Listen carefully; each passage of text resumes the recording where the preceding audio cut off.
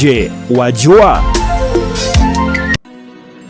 Ukiwa unaumwa sana, upo hospitali, ndugu na watu wenye moyo wa kutoa wanakuwa ni kama vile hawakuoni. Matibabu ni Laki1 tu, uko wako unachangishana mwezi mzima na haifiki. Sasa unaamua isiwe kesi, ngoja nijifie. Mwanangu, hapo ndo utajua ndugu zako wanakupenda sana, ndugu zako wanakujali sana, yaani ile unakata wewe tu. Unasikia mjomba wako amejitolea jeneza la milioni 1.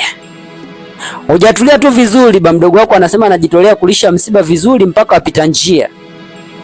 Unakuta hata roho haijatulia vizuri. Unasikia wanakijiji wanashindana kutoa michango huko. Mimi natoa Laki4, mimi natoa Laki5. Unasema kivipi hawanisikii? Kivipi yani? Je, wajua? Mwanaume ukiwa unapigwa ndani na mkeo, serikali inakuwa ni kama vile haioni. Unapigwa vibao, wao wapo kimya tu. Unaona isiwe kesi, ngoja na minushe kangumi tu. Unamuumiza.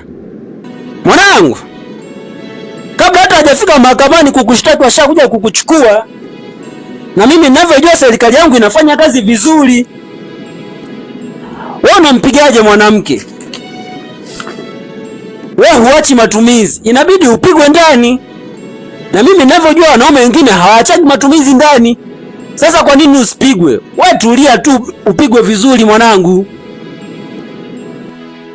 Je, wajua? Yesu alipokuwa anawalisha wanafunzi 5,000 peke yake, wachungaji ni kama vile walikuwa wameona.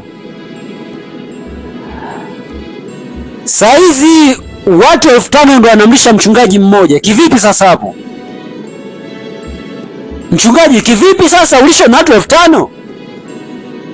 Wakati Mungu ndiye alikuwa analisha wanafunzi wake. Yaani hiyo imekaje mchungaji ndio ulishe na watu 5,000? Kivipi? Mchungaji kivipi ndio ulishe na watu 5,000 mchungaji? Je, wajua?